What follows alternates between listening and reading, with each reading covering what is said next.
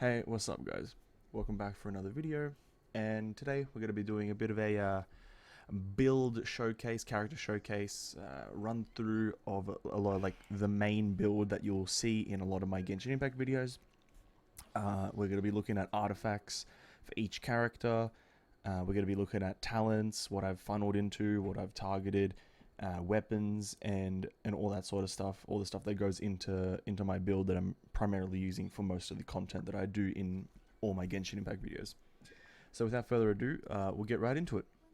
Okay, so first of all, we're going to cover the characters that I'm using and the reason I'm using these characters, and why I'm using one sort of elemental resonance instead of another. So, as you can see on the screen, first thing we're running is Hu Tao. That's our main DPS. We're using Hu Tao for her E. Her Q is good and all, but her mainly using her for E damage. Second character we're running is Zhongli. Zhongli's there for the shield. He can. I have about a 40k health, so it's about like a 20k shield or so, almost. And he's also there for the resistance reduction that he gives to the enemies, and also a lot of the damage that he gets from his ultimate. Second DPS or side DPS or off DPS or DPS support, however you want to say it, is Xingque. The reason we're using Xingque is he combos really well with Hu Tao and her E. So when you have Xingque's Q up and you use Hu Tao's E, it's an extremely high amount of damage because you're getting vaporizers left, right, etc. And it's all just very high damage. You're getting pretty much a constant stream of like 20ks, 40ks here and there. And the last character we're running is Noelle for any possible healing that I might need. If, like, let's say Xingque or Zhongli get low, she heals them back up to full. Hu Tao is self-sustain. And also Noelle's shield isn't too bad. Onto elemental resonance, you might be wondering why don't you run pyro resonance, because it provides a bit more strength. It provides a bit more damage dealt due to pyro being 25% increased attack. The reason we run Geo is just because it's, damage dealt is 15%. That's still good enough. And the 15% shield strength is good, but the main reason is because Zhongli and Noelle is a good enough combination for healing and shield, then having another damage character in, and also because that fourth fire, or that second pyro character and the fourth character, it would have to be Bennett, but I don't have Bennett, so it doesn't really matter. But I'm pretty satisfied with this team composition and using Geo Resonance. So that's the team setup. We're going to get into the characters now. Okay, so first character we're looking at is our main DPS, Hu Tao. And we use her because she's a pyro character, very strong element to have as your main DPS. She's also one of my favorite characters. That's the one reason I use her. And so we'll get straight into it. So I'll quickly show my attributes first. This is what I'm rocking: 15k HP, about 1.2k attack, and into the other stats: crit rate 60%, crit damage 210, energy recharge almost 140.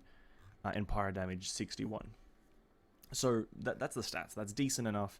It's not too bad. It could be better, obviously, with the higher crit rate, but for now, it provides a very strong build, and it would only get stronger, right?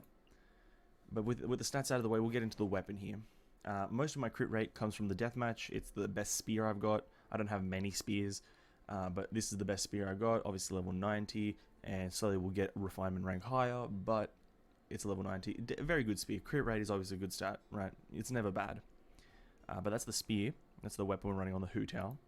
In terms of artifacts, we're running Forset Crimson Witch. Forset Crimson Witch provides, obviously, that 15% extra pyro damage bonus, but it's also mainly burning damage and the vaporize and melt reaction damage increase. And obviously you get this like extra pyro damage from the popping your E, which obviously is a bonus because you then do only pyro damage after that. So, all in all, the Crimson Witch set is probably the best set bonus to have for Hu Tao. Now, getting specifically into the artifacts here, a lot of the artifacts are pretty decent. A lot of them funnel into crit damage. which is good and all, but a lot of them don't seem to have a lot of crit rate, seeing as I can only get about 60%. So obviously we have HP Flower with crit damage, attack, elemental mastery, energy recharge. That's good and all. That's a pretty decent roll. Obviously preferable to get rid of the attack and probably attack percent and get rid of the elemental mastery for crit rate. That would be even more optimal. But, you know, you take what you can get. Onto the feather.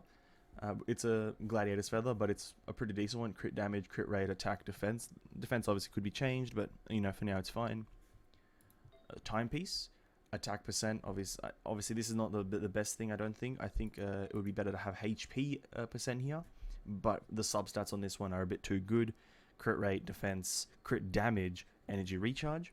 So it's pretty much the best thing I've got so far. Next one would be the goblet, obviously. Pyro damage bonus, has to have that. This is probably my worst piece, I'm pretty sure. Pyro damage, double defense, crit damage, elemental mastery. I really could or should try to replace this, but it's kind of hard, RNG and all that. But it's a pretty decent roll. And actually subpar roll, I would say. And onto the last artifact, crit damage as the helmet here, very decent. Actually pretty good. Crit damage, main stat, defense, crit rate, energy recharge, HP. And not the worst thing I've seen in the world. It could be better, like these last two pieces, Chalice and Crown, could be a lot better.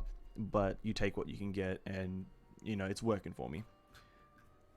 With the artifacts out of the way, we get into Constellation. This is it. I don't have any constellations with Hu Tao. Nothing. Absolutely nothing. Not a single one. And this build is strong enough still, and I'm satisfied with this build. Onto the talents, and this is probably the most crucial part. I made the mistake of leveling up her last ability to level 10, which is a bit of a mistake on my part. I do kind of regret that now. But the main premise of it is getting these two up to max. I don't have a guide to Afterlife up to max yet, just because I haven't really been focusing on that as of current, because this build is strong enough as it is. But what I'd recommend is getting her normal attack up and her guide to Afterlife up to 9 at least. Leave her Spirit Soother until the last one, just because it's like that one's build specific and you need certain elemental reactions. So for this build specifically, these two are the main focus, is Guide to Afterlife and her normal attack. That's Hu Tao had on. Next we'll get on to the next character. Okay, so next character we're looking at is our DPS support, damage dealer, shield builder, damage mitigator, Zhongli. This build here, this character is an absolute godsend. If you missed out on getting him both times, the next time he's around, I highly recommend everyone try to get him. Even at Constellation 1, he's extremely useful. So, the next time he's up, which is going to be in a while, but obviously, you know, try to get him. He's a very useful character and he's a game changer. But into what he provides. So if you'd like to take a look at his stats really quickly, here's the bare minimum. He's got the most HP, he's got about 55k, oh sorry, not 55, 40k HP. I think it's about 45. But HP is his main stat for me. Other than that, crit rate is subpar, crit damage not really that high. Energy recharge 140, could be higher a bit. And he's got 90% geo bonus, my bad. 90% geo bonus. So stats are decent, not the worst, not the best, obviously. In terms of weapon, this is an absolutely atrocious weapon. I'm using a 3-star black tassel. The only reason I'm using this is because of the HP bonus. It actually provides a lot of damage and a lot of shield. Sorry, I don't think it provides damage. It provides a lot of shield and shield strength, which is extremely useful for pretty much what I'm using him for. Because he's only here using his shield. That's all I use him for. So Black Tassel is good enough. If we go into his artifacts, we're running literally just damage, because the set bonus provides damage because geo bonus and elemental burst damage. So his Q does a lot of damage when it crits. The reason we're not running any kind of health or shield strength set bonuses is because we don't really need it. Because even with these types of artifacts, so if we go for the flower, I've got HP and then HP percent at 15 with defense and energy recharge. That's extremely good. That's a lot of HP right there. Onto the feather, we have attack, We have double HP with double defense. Again, very good, a lot more HP, right? So we're getting enough HP from all my artifacts that I can then just use them, use the set bonuses as damage boosts. If we go into the timepiece, we're using Noblesse Oblige, obviously. HP percent, HP, defense, elemental mastery, attack. We've always got that double HP there. Chalice, again, geo bonus, energy recharge, crit rate, defense, attack. No HP on this one, sadly. I would prefer to have HP, but this is good enough for me. It's geo damage bonus and it's 22% energy recharge. That's almost too good to pass up. And the last one, the helmet, or the crown, whatever you want to call it. HP bonus, obviously, or HP percent with HP on the side. Energy recharge, elemental mastery, attack. All really good. Obviously could do without the elemental mastery. It's not really providing that much, and the attack itself also isn't providing too much. Could do with crit damage, crit rate, but you know, because I'm only really using him for his shield, it doesn't really matter to me. It's mainly about that HP percent. With all those artifacts out of the way, into constellations, I have no constellations. I've had Zhongli since the first time he appeared, and he has been a godsend, absolutely amazing character, and I couldn't recommend him more as a character to get. He provides so much utility, defensive capabilities, and damage if you build him correctly, that honestly, he's good at any, like Constellation 0 and Constellation 6. Whichever one you get, he's amazing. Into the talents. This is where it gets kind of interesting and what you want to build him for. If you want to build Zhongli as a main damage character, you obviously get all of his things up. Obviously, main damage sources come from his normal attack and Planet Befall. Those are his main damage sources. I don't have him as a main DPS, so that's only really at 5. I don't even know why I have it at 5, but it is. For me, for my build specifically, the one that I'm showcasing here, is you want Dominus Lepidus to be as high as it can be. I haven't really been focusing on it because even at its current state, the shield strength is extremely strong. I never really have any shield like breaks. My shield never breaks really. And so pretty much at level 7, you'll have 19% of your health as a shield, and then plus 2k. So we pretty much have about a 10k shield, give or take a few k. And then the Q, I've only been buffing that recently just because he has enough shield strength to warrant getting more damage. Where this build really takes off, and the real reason we run him is because of the shield, obviously, but the little bit of defensive and offensive bonus that the shield provides is, where is it? Let me just find it here really quickly, is this part right here, the Jade Shield. So, possesses 150% damage absorption against all elements in physical, blah blah blah. It's mainly this part here. The shield will decrease the elemental resistance and physical resistance of opponents in a small AoE by 20%. The reason we use the shield is because of its defensive capabilities. It's the strongest shield in the game, obviously. But this offensive bonus here of you dealing more elemental and more physical damage to opponents is beyond amazing, and it provides it's that DPS support mechanic. So that is one of the 2 or 3 reasons that we run Zhongli, is a shield, a bit of damage, and the damage opportunity, right? With all the talents and all that out of the way, we'll get right into the next character. Okay, so the next character is our co-DPS, our book boy Xingque. So, as usual, we'll go through the stats and in quick detail here. The stats aren't anything out of the ordinary or anything phenomenal. Obviously, a bit of HP, a fair bit of attack here. Decent amount of crit rate and a decent amount of crit damage. The main reason we have him is also the main stat that I've built is energy recharge with now 222%, and we have 66% hydro damage bonus. I'll get into why we have a few things in a bit, but his weapon that we're running is Festering Desire Refinement 5. I'm running this mainly because it's you can get it at Refinement 5 and it makes you deal more damage with your skill, and the skill has more crit rate, so our skill is guaranteed pretty much crits. So that's the reason I'm running this, is because I have it at Refinement 5, and also the energy recharge is a massive bonus because it gets our Q uptime to pretty much almost 100% if like every fight, right? So that's the weapon. Onto the artifacts, we're running 2 set Gladiators, 2 set Noblesse. The reason for this, I would be rather running 2-set Hydra damage. I can't quite remember what it's called, but 2-set Hydra damage. I just don't have the artifacts for that, and I have really been unlucky with it, so I just kind of gave up. But this is a decent enough build, and it gets the job done. So we'll get it right into the artifacts here. The flower, HP obviously, crit damage, energy recharge, elemental mastery, HP. Now, the thing that you'll notice is that I think every single artifact has energy recharge on it, because that's the main gist we're trying to get across, is dealing obviously high amounts of damage, but dealing it as frequently as possible. So having a lot of energy recharge is a massive bonus in this build.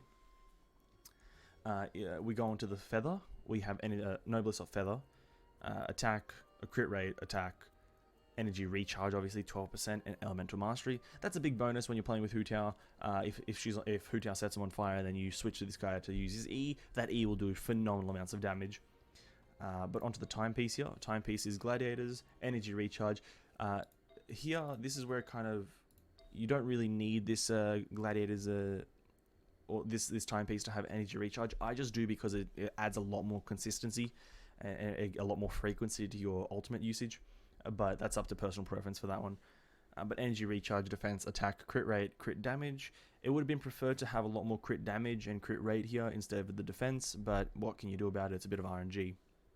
Onto the chalice. Chalice is Hydra damage, crit rate, HP, attack percent. Not the worst, not the best. Could do with more crit rate instead of HP percent or attack, but you get what you get. It is what it is, you know. Onto the crown, crit rate crown, just to give a bit more consistency to our crits. And this artifact in itself is pretty much my worst one.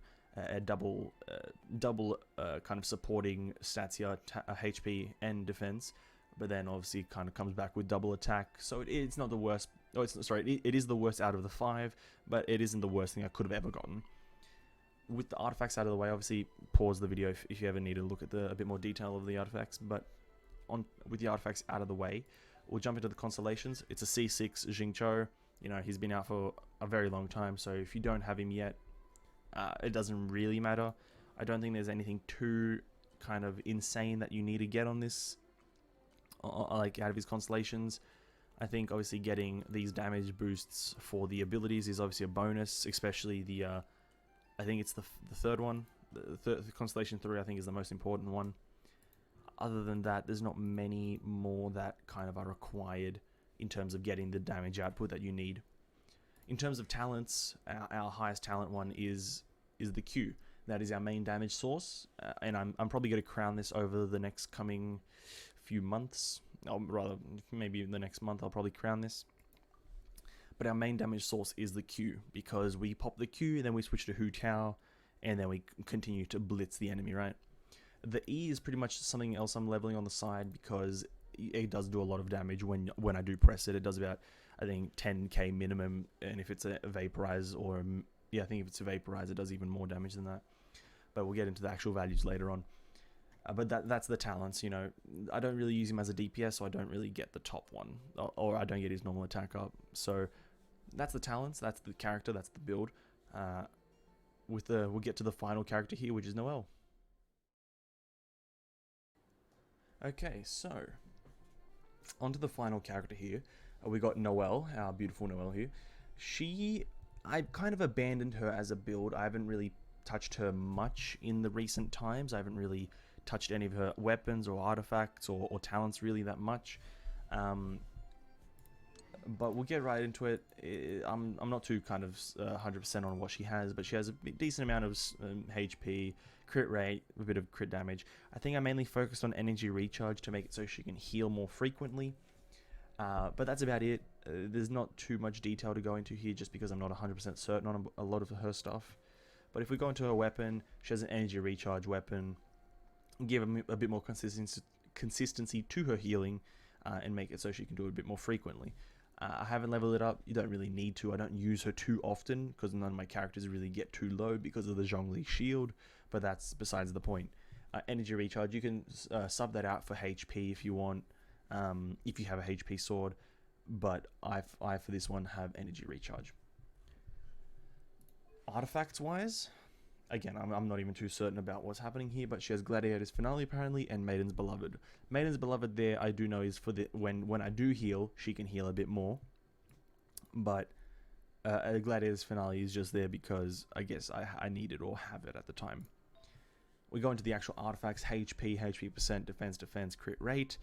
Obviously, she's a defense-based character, so the higher your defense, the more you'll heal, I'm pretty sure. And in theory, the higher your defense, the more damage you'll deal in comparison to your attack. Or in ratio to your attack.